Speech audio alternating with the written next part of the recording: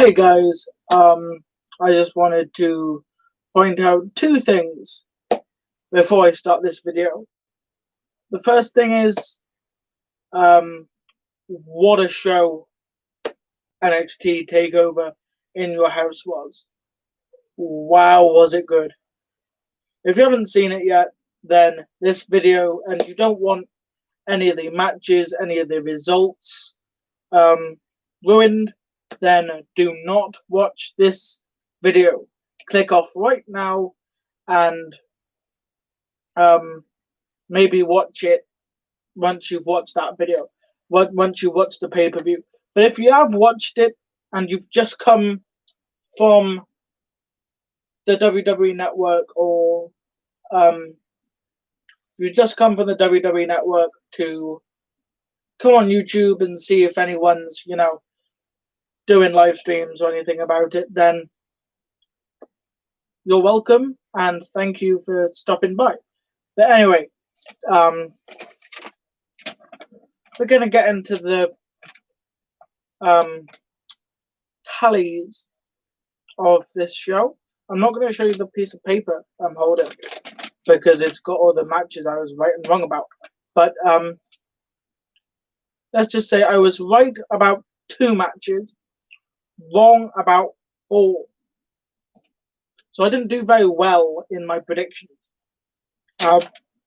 So again, if you haven't seen the predictions video that I did, go and check that out. If you haven't seen, otherwise this bit may be a bit confusing. And if you haven't seen the show that was on like literally 2 minutes ago, then go and watch it.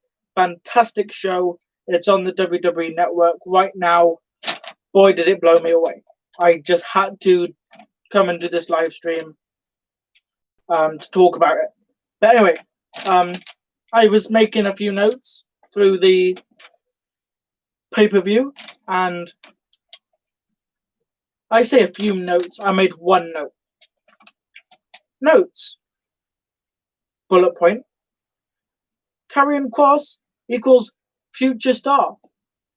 So, yeah. That was... I'm going to try and show you this. That was literally my 1 note. I literally made 1 note while watching that pay-per-view. And I'm doing the rest from memory. So I'm going to put that over there. And we're going to get on to talking about the first match of the night, which, if you didn't know, was the 6-woman tag team match between Tegan Nox, Shotzi Blackheart, Mia Yim versus Candice LeRae, Dakota Kai, and Raquel Gonzalez. Now, in my predictions video, I said what I said. If you haven't checked it out, go and check it out now or like whenever you want. But this was one of the matches I was wrong about. So yeah, so it was actually Tegan Nox's team that won the match. But just to, spice it up a little bit, Tegan Nox pinned Dakota Kai, which was a nice touch. And then near the end of the match, Mia Yim and Candice LeRae were just beating each other up, and then they going into the garage and just started beating each other up. So that was cool. I enjoyed that. There was a little brawl there that just sort of went somewhere. But yeah, we had that match, which was a good start to a match, as nothing you wouldn't expect from a good solid tag team starter match of a NXT pay-per-view. But the next match was just fantastic. All of these matches were fantastic, by the way, but this one was really good. This one was one of my favorites. It was Finn Balor versus Damian Priest. The ending was great. If you haven't seen it, then go watch it. But the ending But basically, what happened was Damian Priest was getting up. Finn Balor hit a coup de grace on the back of the neck of Damian Priest. Damian Priest was lying there motionless. Second coup de grace off the top rope onto the stomach. 1, 2, 3. But boy, was it fantastic. You had Finn Balor just beating Damian Priest up against the barricade. You had Damian Priest just going after Finn Balor like he was trying to kill him. And it was just fantastic. So hard hitting. I think it was the most hard hitting fight that we had seen in a while on NXT. But go and check that match out if you haven't already. Anyway, stepping up the game, especially in terms of storyline and, story work, it was time for the first championship match of the evening. It was the North American Championship match between Keith Lee and Johnny Gargano. Now, this was fantastic in the same way that Finn Balor versus Damian Priest was, but also in the same way, but also in different ways. Because Johnny Gargano was playing his role. Everyone was playing their role perfectly. Keith Lee was the wounded lion. He was the one. He was the big hunter that was just trying to fight with everything he had, but then he was injured at the same time, so he was trying to protect himself. He was trying to fight, trying to use his power and his strength to win against this smaller target that was just using his using his size to really get the momentum in the match. Plus, the ending fit perfectly with the match and the story, because basically weeks ago, or like Wednesday, I think maybe, Johnny Gargano attacked Keith Lee in the eye with a key, and so Johnny Gargano obviously brought the key out with him, and then when the referee was distracted by Candice LeRae and Mia Yim, because they came out to brawl during this match as they would, and then Johnny Gargano just stabbed him in the eye with his key, and then he went for the pin. 1, 2, kick out, and then Keith Lee hit the spirit bomb, hit another 2 power bombs. Bang! I can't remember what that move is called, but the black hole something. And then he hit it. Bang! 1, 2, 3. Great ending to a great match. Great storytelling, going after the injured arm, the injured hand, and the injured eye, and it was great. It was great. Anyway, the next match was actually, surprisingly, the NXT Championship match in a backlot brawl between Adam Cole and Velveteen Dream. Now this was great, because you had Velveteen Dream come out with a baseball bat covered in, whatever it was, covered in cloth, I think it was. And then Adam Cole just sat on the top of his big, massive truck, and Velveteen Dream was like, come on then. And then he was like, nah, not until you drop your baseball bat. I ain't coming down. So that's what he did. He dropped his baseball bat and the match began. And they were just beating each other up. And it was great. It was what you would expect a backlot brawl to be. Yeah, it was just everything you'd expect from Adam Cole versus Velveteen Dream in a street. That's all I can say about that. And then probably my favorite part of the match was when Adam Cole went for the Panama Sunrise. So he jumped on his back and then Velveteen Dream, Samoan, and then Fireman's Carry into Dream Valley Driver. 1, 2, kick out again. And then Adam Cole went for it again. Onto the steel chairs. 1, 2, 3. The Velveteen Dream is not getting another NXT title shot anytime soon. Because Adam Cole is not dropping the title anytime soon. And that was the NXT Championship match. Anyway, guys. The next match was the shortest match on the card, but also probably the easiest to predict as well. It was Tommaso Ciampa versus Karrion Kross. Now this was great.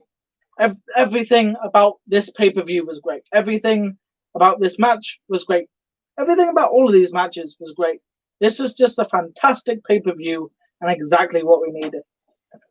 Tommaso Ciampa versus Karrion Kross. Now let me get one thing straight. Karrion Kross's entrance is fantastic. You've never seen anything like it. You know, it's everything you would expect from someone who says the end is near. It was great.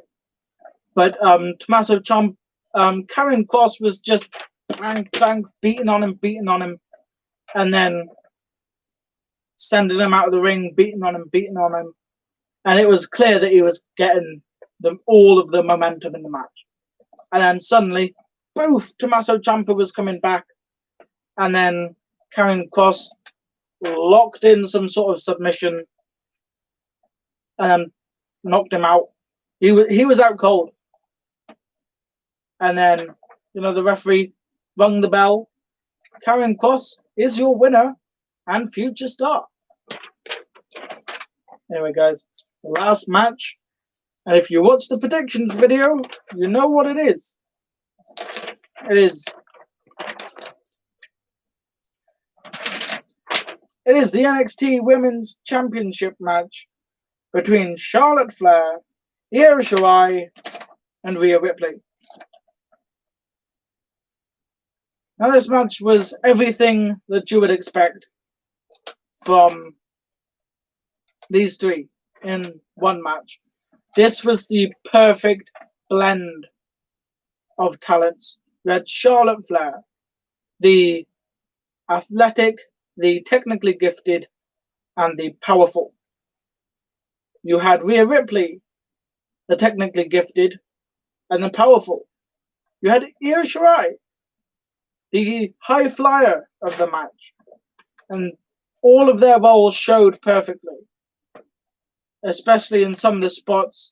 One of the biggest spots of the night was where Io Shirai climbed up, was where Charlotte Flair and Rhea Ripley were just punching it out because, they don't like each other.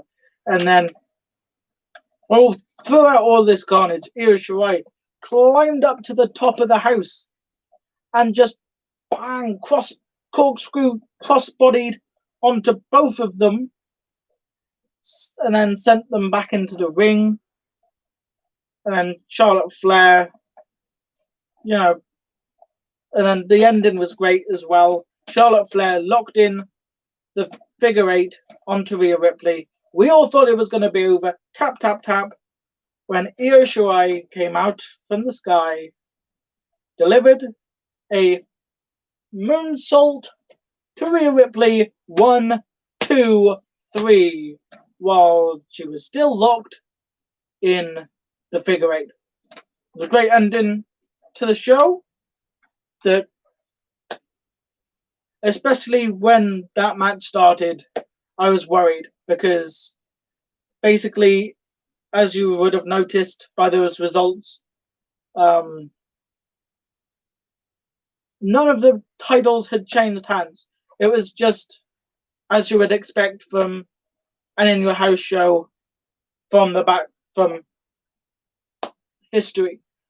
No, barely any title reign, barely any title changes, barely anything significant happens. Whereas this show ended with a title change. But anyway, we're going to go back through the matches and going to give them a star rating because why not?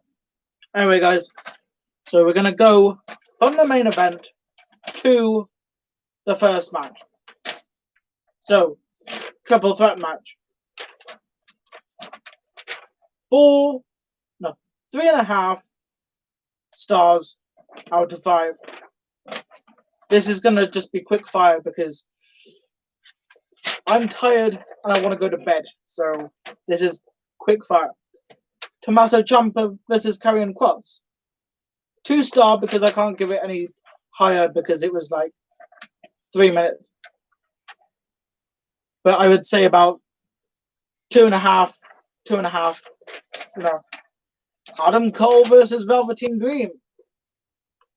4-star matchup right there. Keith Lee versus Johnny Gargano. 4.5.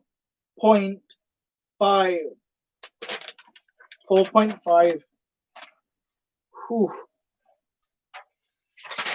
Finn Balor versus Damian Priest. 4 stars. And the tag team match that I'm not going to read out now because it'll take too long. 3.3. I'll give it 3 stars. I'll give that 3 stars. And overall, the pay-per-view gets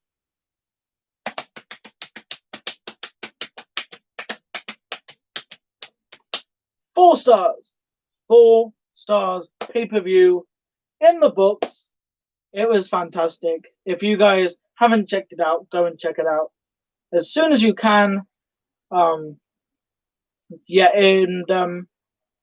See you guys in the next video.